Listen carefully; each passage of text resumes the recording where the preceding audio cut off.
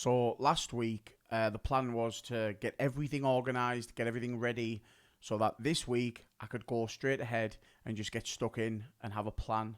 Um, and that came to a grounding halt when I realised poor chicken and poor eggs and the quality of the chicken and the quality of the eggs and everything else is so hard to find that it's worrying, and there's no wonder why people have got chronic health problems, not just due to overeating, but you just do not know what you're putting in your body.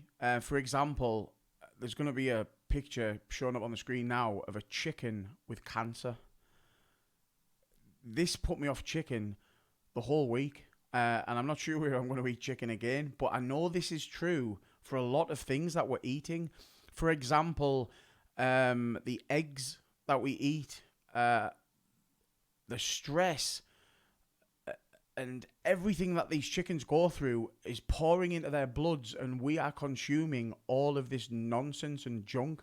For example, they give Prozac and antidepressants to chickens so that they continue to be happy enough and focused at just doing normal chicken things and then producing the eggs. This is absolutely disgusting. I know that the welfare of animals was already pretty popular to begin with, and I'm not trying to be selfish or self-centered when I say that I'm focused on my health and what I'm putting in my body.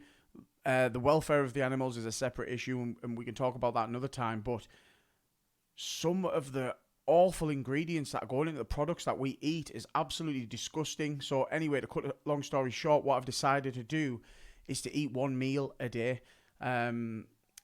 You've all probably heard of fasting. It's nothing new, but I was recently reading in the news that Chris Martin from Coldplay and Jack Dorsey, who was the previous CEO of Twitter, only eat one meal a day. And if it's good enough for them millionaires and billionaires, then it's good enough for me, or at least a good starting point to investigate and delve a little deeper. And what I can do then is just throw aside all the other nonsense. If I'm having to think about my breakfast, dinner, tea, and everything like that, and trying to focus on my businesses, and then trying to focus on this YouTube channel, which takes a lot of time, I tell you now. But once I get into the routine of everything, everything will just become a little bit more clear. The main focus is this week is to put into action the diet and everything that I need in order to get my goal, which is to lose weight, and also this YouTube channel. So I've downloaded a program called Wondershare. I'll put a little picture up there. It's basically a video editing software that will allow me to do funky stuff like this. I'll do three of those things, and this, and maybe this. I don't know what I'm going to do, but there'll be something there on the screen, and this just allows me to do that. And just like when you watch something like the Jonathan Ross show, there's segmentation and an arrangement that goes on without us being aware of it. For example, Jonathan Ross, he comes out onto this little pre-stage. He'll say a couple of jokes that are relevant in the news.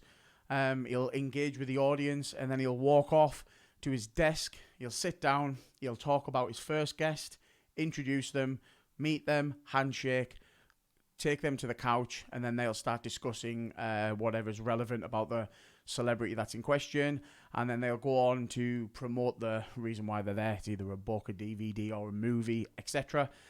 And the reason why you might like Jonathan Ross and continue to watch the show is because there's some sort of familiarity, expectation. You sit down, you get your tea or whatever, and you just start going, I'm going to enjoy this.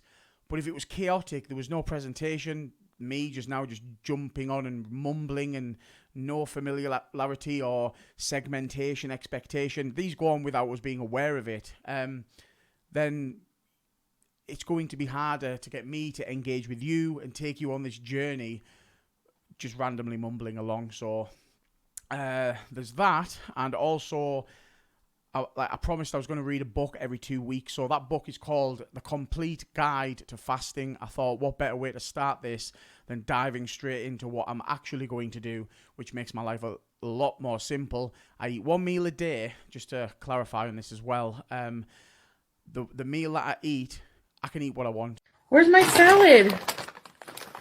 I forgot to order salad. Oh my god, I'm stupid. Damn. I'm obviously going to focus on really healthy, nutritious food. So my eggs are going to be not just free range, they're going to be pasture range. I'll go a little bit into more depth in the coming weeks, and why you should really pay attention to the meat and other dairy products that you're consuming, because it is absolutely disgusting, some of the things I've seen and read. It's given me a whole new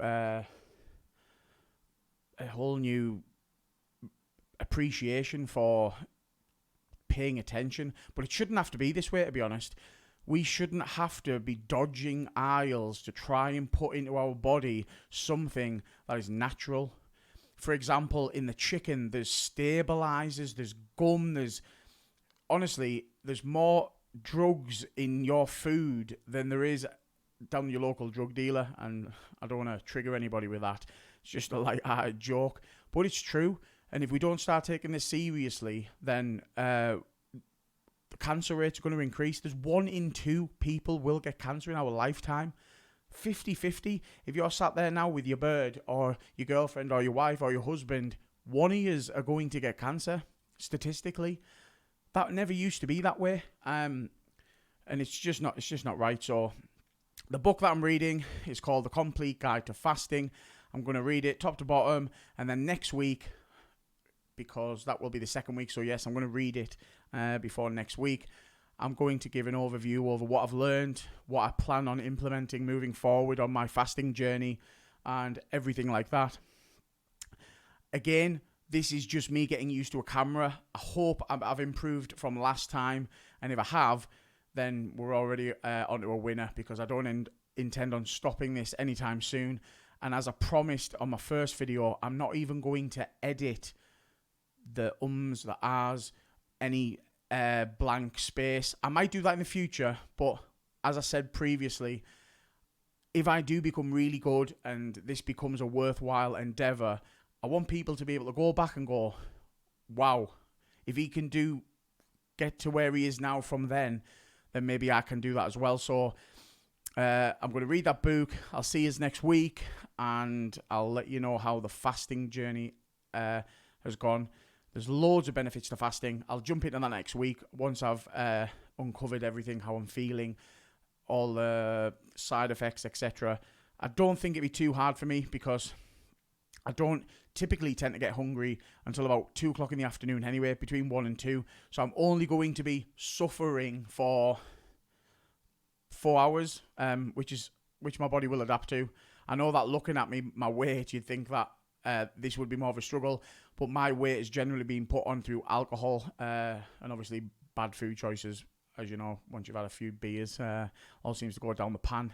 Anyway, I'm going to stop mumbling, jumbling. I feel like I've done a little bit better this week. So stick with me. If you haven't already, hit that subscribe button, thumbs up, and I'll see you next week. Peace!